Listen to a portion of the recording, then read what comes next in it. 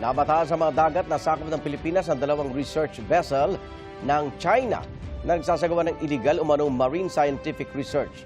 Ang isa, ni-radio challenge ng Philippine Coast Guard para palayuin sa Pag-asa Island. May unang balita si Chino Gaston. Nag-radio challenge at ilang beses pinaikutan ng eroplano ng Philippine Coast Guard o PCG ang Chinese research vessel na Xiangyang Hong 33 sa mga bahura at sandbar sa loob ng 12 nautical mile territorial sea ng Pag-asa Island. Sabado pa ng umaga, namataan ng Chinese research vessel gamit ang dark vessel detection technology ng Canada. Ayon sa PCG, may sariling underwater drone ang Chinese research vessel na April 15 pa umalis ng China. Paikot-ikot lang umano ito sa Exclusive Economic Zone o EEZ ng iba't ibang bansa sa South China Sea.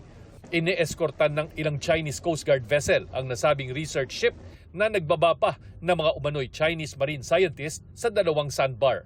Pero nang i-radio challenge ng PCG, agad namang umalis ang research vessel at lumayo ng Pag-asa Island.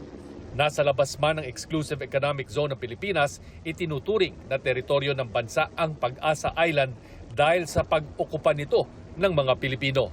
Nakita natin na yung Chinese research vessel, when the aircraft arrived in Pag-asa, it was still conducting its own illegal marine scientific research, and then eventually it left.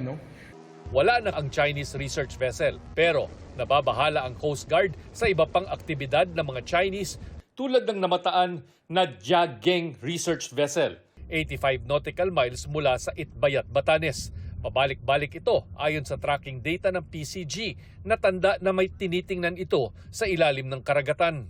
There is a possibility that the Chinese government are doing all the mapping of all those undersea cables, the critical infrastructure underwater, that would be very delicate for our national interest.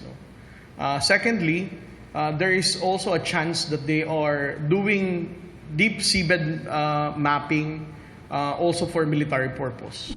Sa isang social media post noong May 3, kinumpirma ng Chinese Embassy na nagsasagawa nga ng marine scientific research ang Jiageng sa pagitan ng Taiwan at Batanes.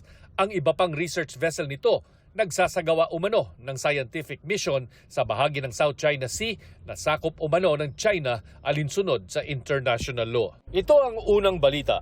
Chino Gaston, GMA News.